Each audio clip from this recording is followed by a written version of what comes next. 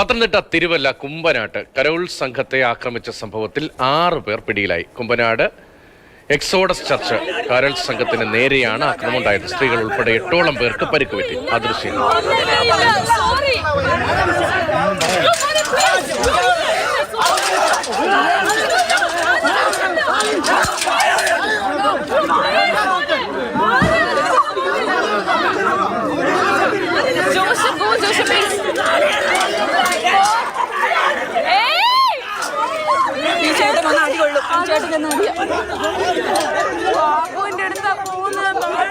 അൺപ്രൊവോക്ഡ് ആയിട്ട് ഒരു 10-12 പേര് വന്ന് ഞങ്ങളെ അടിക്കാൻ ശ്രമിച്ചു.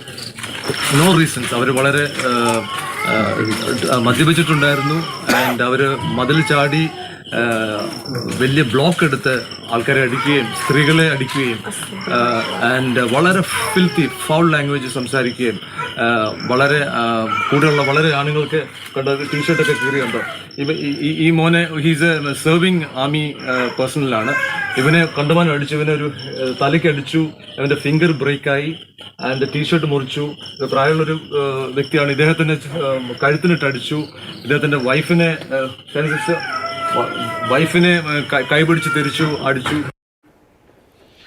ഗോകുൽനാഥുണ്ട് വിവരങ്ങളുമായി. ഗോകുൽ, ഇപ്പോൾ ഈ അക്രമി സംഘത്തിലുള്ള ആളുകൾ കസ്റ്റഡിയിലായിട്ടുണ്ട്. ഈ സംഘർഷം എത്ര നേരം അവിടെ തുടർന്നു? പരിക്ക് ഗൗരവമുള്ളതാണോ? എന്തുകൊണ്ട് ഇങ്ങനെ ഒരു ആക്രമണം ഉണ്ടായി? പോലീസ് കർശനമായ നടപടിയല്ലേ സ്വീകരിക്കുന്നത്? രതീഷ്, ഇന്ന് രാവിലെ പുലർച്ചെ 1:30 ഈ ആക്രമണം ഉണ്ടാകുന്നത്.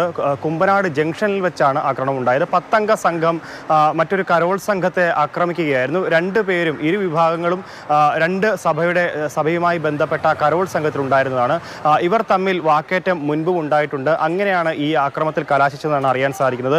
എന്തായാലും ഈ ഇരു സംഘങ്ങളും ഒരു പ്രദേശത്ത് ഒത്തുകൂടുകയും മറ്റൊരു സംഘം അവിടെ ഇരുന്ന് മദ്യപിക്കുകയും ചെയ്തു. ഈ സംഘത്തിനിടയിലേക്കാണ് ഇപ്പോൾ ഈ മർദ്ദനമേറ്റ ആളുകൾ കാറുമായി എത്തിയത്. ഈ സമയത്ത് ഇവർ ഡിം ലൈറ്റ് ഉപയോഗിച്ചതുമായി ബന്ധപ്പെട്ട ഒരു വാക്കേറ്റം ഉണ്ടായി.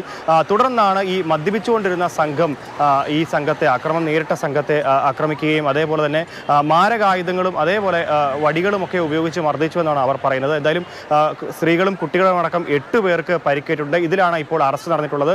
ഒരാളെ സംഭവ സ്ഥലത്ത് നിന്ന് തന്നെ അറസ്റ്റ് ചെയ്തിട്ടുണ്ടായിരുന്നു. എന്തായാലും ഇപ്പോൾ 6 പേരെ കൂടി കസ്റ്റഡിയിൽ എടുത്തിരിക്കുകയാണ്. ഇതിൽ രാഷ്ട്രീയ മാനങ്ങളില്ല.